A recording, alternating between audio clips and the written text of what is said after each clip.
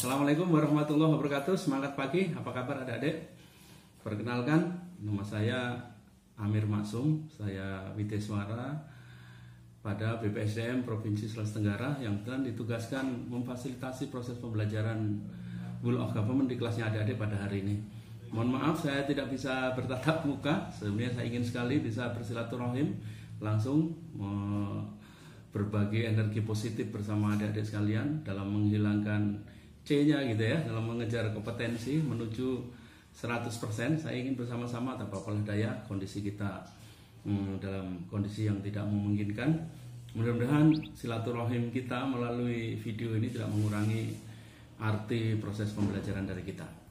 Nah adik-adik, topik kita atau mata pelatihan kita pada hari ini adalah Rule of Government. Kalau secara harfiah ini sulit, ini seperti dimanai kata agribisnis, apa maknanya ya.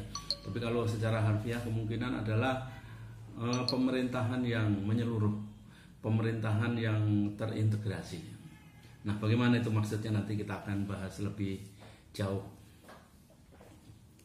Nah bagaimana posisi mata diklat ini adik-adik, seperti kita ketahui bahwa proses lasar kita itu ada 3 tahap ya. Ada namanya tahap internalisasi sekarang ini 18 hari pertama, kemudian ada tahap aktualisasi itu 1 bulan, kemudian ada tahap evaluasi selama 3 hari ke depan. Jadi lasar kita sejumlah 51 hari. Tujuannya adalah agar mindset kita sebagai ASN sudah berubah. Tujuan lasar kita adalah membentuk PNS sebagai pelayan masyarakat yang profesional. Di mana dalam lasar ini ada 4 indikator yang harus kita penuhi. Yang pertama adalah bagaimana menjadi pelayan profesional itu. Yang pertama adalah mampu mengaktualisasi nilai-nilai bela negara. Kita sudah belajar ada 6 nilai bela negara, mulai dari cinta tanah air, sadar berbangsa dan bernegara, setia kepada ideologi Pancasila, rela berkorban, kemudian persiapan fisik dan mental dalam bela negara, dan turut serta dalam menjaga kedaulatan dan mewujudkan adil dan makmur. Kalau 6 itu sudah terpatri diri kita, berarti kita sudah kompeten dalam bela negara. Kemudian yang kedua, ciri dari seorang pelayan yang profesional dalam melaksanakan tugas selalu disertai dengan nilai-nilai dasar yang kita sudah pahami. Selama seminggu kemarin kita belajar tentang nilai dasar yang kita akronimkan dengan ANEKA: akuntabilitas, nasionalisme, etika publik, komitmen mutu, dan anti korupsi. Dan kita masuk yang ketiga ini, agenda yang ketiga, masuk dalam bagaimana seorang pelayan yang baik harus mampu mengaktualisasi kedudukan dan peran ASN dalam NKRI. Ini ada 3 materi, ada yang pertama adalah manajemen ASN. Kita harus paham bahwa ASN itu fungsinya ada 3 itu, sebagaimana di modulnya ada ditulis di sampulnya betapa pentingnya itu, supaya kita ingat bahwa kita pertama adalah pelaksana kebijakan publik, yang kedua adalah pelayanan publik, yang ketiga adalah perekat persatuan dan kesatuan bangsa. Nah dalam itu, dalam manajemen ASN dijelaskan bahwa fungsi-fungsi manajemen itu namanya manajemen. Kita mulai dari merencanakan kegiatan pemerintahan, pembangunan, pelayanan, merencanakan, kemudian melaksanakan, termasuk pembinaan, pengembangan, ya. Kemudian mengendalikan.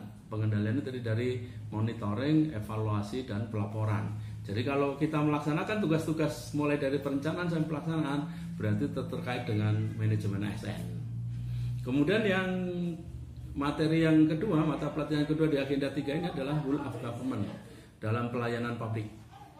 Di sini kita diajarkan untuk paham bahwa kita itu bekerja dalam sebuah tim. Kita adalah dari bagian dari sebuah sistem yang besar ya, yang bersusun-susun, yang sistematis menuju tercapainya tujuan nasional. Kita bahu-membahu kerjasama, tidak ada ego sektoral, tidak ada yang mengatakan ini lebih penting daripada yang lain, bidang kami lebih penting daripada yang lain, tapi kita bersama-sama bersinergi, bekerja sama untuk mencapai cita-cita yang telah ditetapkan. Dalam hal ini adalah tujuan nasional, kalau di tingkat nasional. Kalau di daerah ada sama ya, bahwa kita sama-sama mensukseskan tugas visi misi bupati kita atau wali kota kita. Atau kalau di unit kita, kerja kita misalnya di puskesmas, Kita punya tujuan yang sama, yaitu kita ingin mensukseskan visi misi dari puskesmas kita. Nah, ini tentu saja butuh kerjasama di antara kita, butuh kolaborasi dan lain sebagainya. Inilah yang disebut dengan orang bekerja di perspektif whole of government.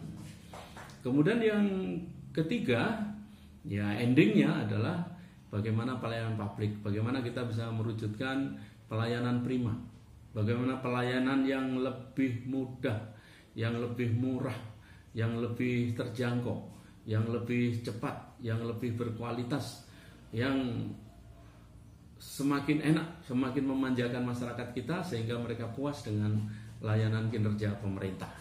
Inilah posisi di agenda ketiga ini sangat penting karena nanti di judul rancangan aktualisasi kita, di kegiatan-kegiatan di rancangan aktualisasi kita, sumber isu diambil dari 3 materi ini. Dan nanti di tabel penjelasan kegiatan pilihan itu 4 kegiatan minimal yang akan kita pilih harus mampu kita kaitkan dengan salah satu atau ketiga-tiga dari materi kita ini. Oleh karena itu adik-adik, ini sangat penting ya, 3 materi ini menjadi tolak ukur kita dalam merumuskan isu. Tentu semua 3 hal ini kita kaitkan dengan tugas dan fungsi yang terkait dengan jabatan kita. Pertama, untuk menggali isu sekali lagi.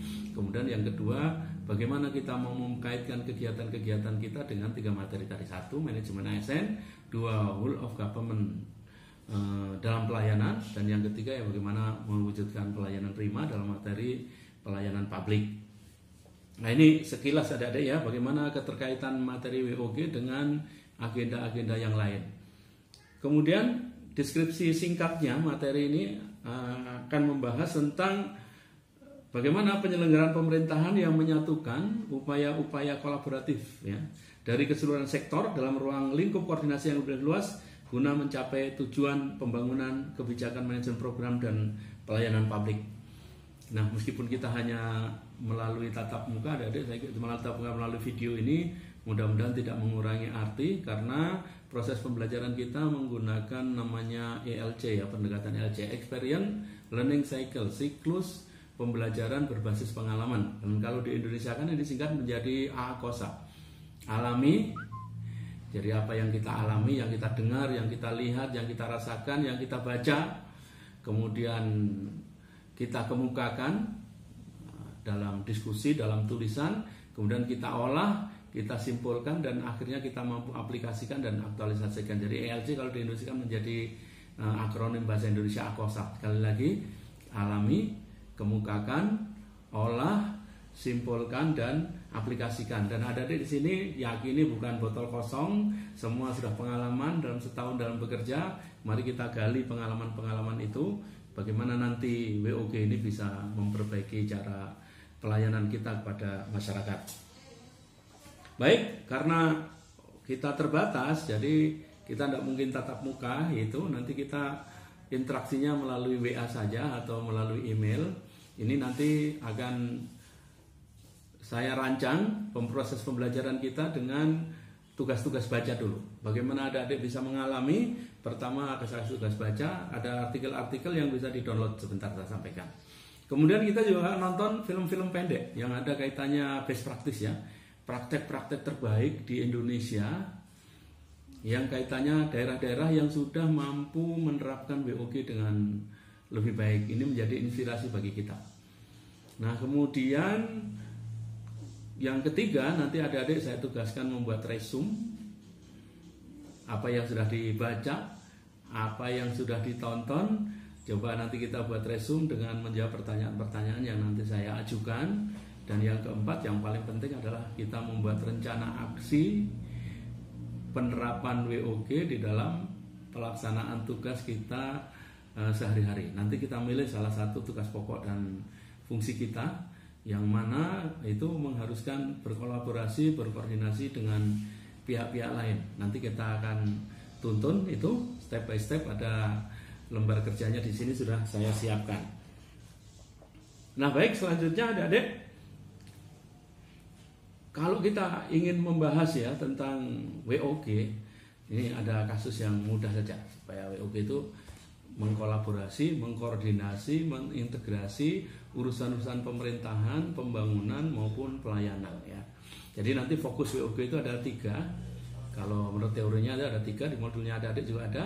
Yang pertama bagaimana menyusun kebijakan publik, menyusun peraturan perundangan, peraturan-peraturan yang mengatur orang banyak, bagaimana tidak tumpang tindih, harus lintas sektoral.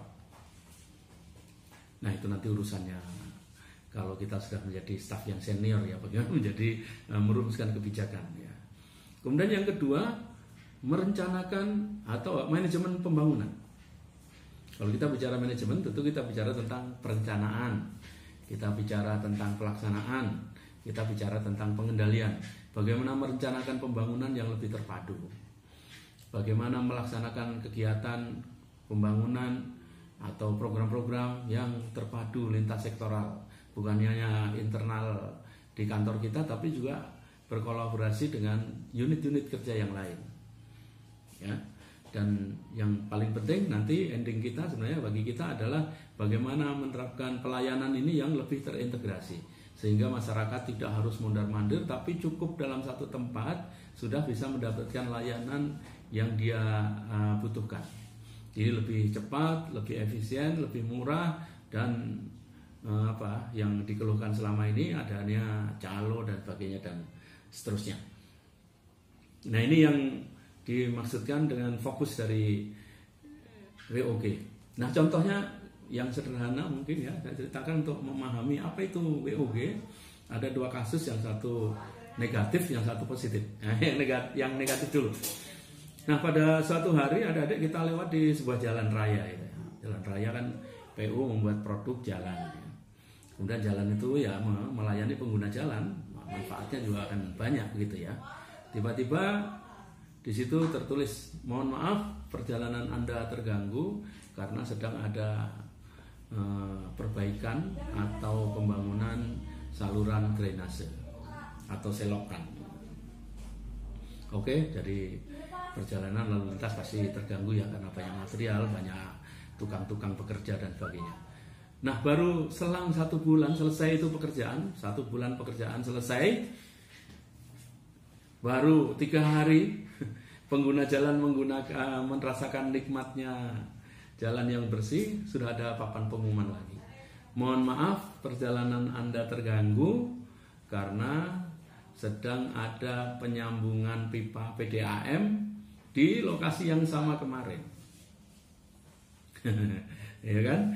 Kemudian baru berapa minggu itu selesai, pekerjaan minggu selesai, tentu pengguna jalan sangat terganggu. Ada pengumuman lagi, mohon maaf perjalanan Anda terganggu karena sedang ada penanaman kabel optik dari sebuah perusahaan telekomunikasi seluler. Nah, apa dampaknya? Mengapa hal ini bisa terjadi? Ya tentu jawabannya dampaknya masyarakat yang dirugikan karena kenyamanan penggunaan jalan terganggu. Kemudian dari sisi efisiensi bagaimana? Kalau dilihat dari pemborosan anggaran bagaimana? Kemudian waktu penyelesaian bagaimana? Ini menunjukkan WOG yang belum jalan. Ini seperti itu ya Dede. Jadi kita mau satukan perencanaannya, kita satukan pelaksanaannya, dan kalau perlu bagaimana dimulai dari perumusan kebijakannya. Oke, kemudian contoh yang kedua yang bagus ini, yang positif. Ini ada kaitannya dengan adik-adik ini, profesi adik-adik menjadi bidan ya. Bidan sekarang dilarang membantu persalinan di rumah-rumah, harus di fasilitas kesehatan. Nah, bagaimana menurut pendapat adik-adik kalau seseorang ibu ya, pasangan suami istri atau perempuan melahirkan, kemudian pulang langsung membawa akte kelahiran dan kartu keluarga baru? Keren nggak? Tentu sangat keren. Itulah yang dimaksud dengan penerapan WOG. Bagaimana Dukcapil kerjasama dengan kesehatan membuat layanan yang terintegrasi. Di situ ada pelayanan kesehatan, di situ ada pelayanan akte kelahiran, di situ ada pelayanan kartu keluarga. Nanti BPJS juga masuk sekaligus pendaftaran BPJS-nya. Sama ya, di Posyandu nanti kita juga akan kembangkan lebih bagaimana pelayanan lebih terpadu. Saya mendengar bagaimana kalau puskesmas itu membuat penjaringan keluar, membuat pelayanan terpadu itu semua ya, dari perawatnya, dari dokternya, dari farmasinya, dari sanitariannya, semua berkolaborasi masuk memberikan pelayanan kepada masyarakat, tentu ini akan lebih baik. Ini lagi dari sisi diri dalam ya. Nah itulah yang dari pengertian WOG dalam arti luas. Nanti akan kita dalami dengan tugas-tugas kita itu. Kemudian yang paling penting ada ini hikmahnya ya, hikmahnya di dalam proses pembelajaran kita ini, yaitu adalah dengan perspektif WOG ini kita disadarkan bahwa kita ini kerja sebagai sebuah tim. Kita meskipun kerja mandiri-mandiri, tapi kita dalam sebuah tim tergabung dalam sebuah sistem yang saling kait-mengkait. Tentu karena kita bekerja sebuah tim, yang harus kita lakukan adalah satu, kita mempunyai tujuan yang sama. Tujuan sama ya dari apa? Tujuan kita di puskesmas tentu adalah visi misi di puskesmas itu. Kemudian kalau di daerah ada visi kepala daerah yang supaya kita bisa sukseskan. Di tingkat nasional ada tujuan nasional kita yang termaktub dalam pembukaan Undang-Undang Dasar 1945 itu, yang melindungi segenap bangsa Indonesia, memajukan, mencerdaskan kehidupan bangsa, memajukan kesejahteraan umum dan sebagainya itu. Itulah menjadi maka PNS sebagai garda terdepan dari pencapaian itu, dari sebuah birokrasi, maka tidak boleh bekerja secara tersekat-sekat. Kita bekerja sebuah tim. Kita harus mempunyai tujuan yang sama. Adapun kita ada yang kerja di pertanian, ada yang di kesehatan, ada yang di pendidikan, itu hanyalah partisi-partisi saja, bukan sekat mati yang untuk memisahkan pekerjaan. Ini bisa dilihat adik-adik, kalau NIP kita itu berbeda ya. Kalau dulu saya orang pertanian, NIP saya 08. Kalau dulu orang pendidikan, NIP-nya itu 13. Kalau orang kesehatan diawali 14. Kalau Kemendagri itu 01. Kalau pegawai Sulawesi Tenggara dulu 59. Dulu ada pegawai daerah, ada pegawai pusat. Dulu ada pegawai departemen A, pegawai B, C, D, dan sebagainya. Sekarang nggak ada, NIP kita satu semua. Diawali dengan tahun lahir kita, bulan kita, tanggal, kapan diangkat, kemudian yang namanya diawali dengan A, M, dan sebagainya, itu urut-urutannya itu. Itulah pengaturan NIP kita. Ini menunjukkan bahwa kita satu ASN, satu korps ya, pegawai negeri Republik Indonesia. Tidak kata DPR pun tempat mengabdi kita sama. Oleh karena itu perlu adanya, tidak ada ego sektoral, perlu adanya kerjasama. Makanya tadi yang pertama kalau kita ingin kerja menjadi tim ya, harus mempunyai tujuan yang jelas, tujuan yang sama. Kemudian ada pembagian tugas, dan yang paling penting juga ada salah satunya adalah kita punya strategi. Sebenarnya ada game saya, ada adik. Nanti adik silahkan mainkan ya.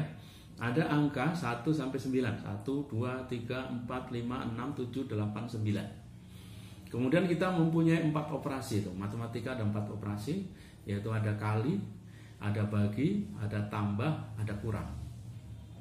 Sekarang coba bikin formulasi bagaimana caranya angka 1 sampai 9 harus dipakai semua dengan menghadapi operasi yang kali, tambah, bagi, kurang, itu 1 kali 1 kali.